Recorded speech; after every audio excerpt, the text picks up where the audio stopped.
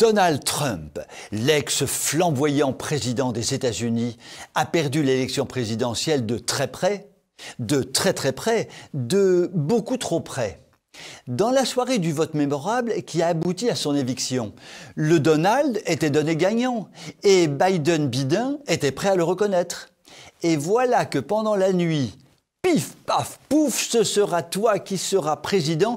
Le score a été mystérieusement inversé grâce au miraculeux dépouillement des votes par correspondance. Abracadabra, cadabra, cadabra, Joe Biden est élu.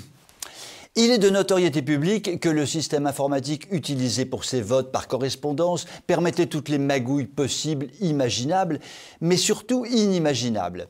À la suite de ce scrutin truqué, des milliers de plaintes ont été déposées, mais il était évidemment mission impossible de démontrer en quelques semaines, avant le sacre de Joe Biden, que le scrutin était faussé et que la Cour suprême devait annuler l'élection. Dont acte et rendez-vous à l'automne 2024, car le Donald n'a pas dit son dernier mot, non mais des fois. La classe politique française, toujours à l'affût de ce qui peut marcher de façon honnête, mais surtout de façon malhonnête, n'a pas perdu la leçon. Et 3 partis politiques viennent de déposer une proposition de loi pour rendre possible le vote par correspondance.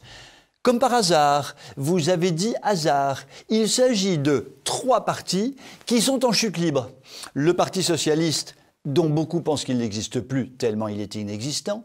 L'UDI, qui a l'avantage d'être aussi connu que le Katouba d'Antarctique, et le Parti des Républicains, qui s'écroule année après année dans la joie et la bonne humeur. Comme par hasard, vous avez dit hasard, ce système de vote par correspondance qui avait existé après-guerre et avait été supprimé compte tenu des grossières magouilles qu'il avait engendrées, est proposé par des partis en pleine déliquescence. Tout cela interpelle juste quelque part, je veux dire. Et bizarrement, LREM, le parti fantôme de Macronor, Terminator, vaccinateur premier, est resté en retrait. Mieux vaut faire porter la responsabilité d'une éventuelle loi sur le vote par correspondance par des partis qui ne représentent pas grand risque au moment de l'élection présidentielle. Parlons clair. Les troubles pensées électorales de l'Élysée ou d'ailleurs n'ont qu'un seul objectif, tout mettre en œuvre pour que perdent les candidats et les partis dits d'extrême droite, qui sont les seuls à proposer un redressement de notre pays. Tous les coups seront permis, dont le tripatouillage électoral le plus éhonté.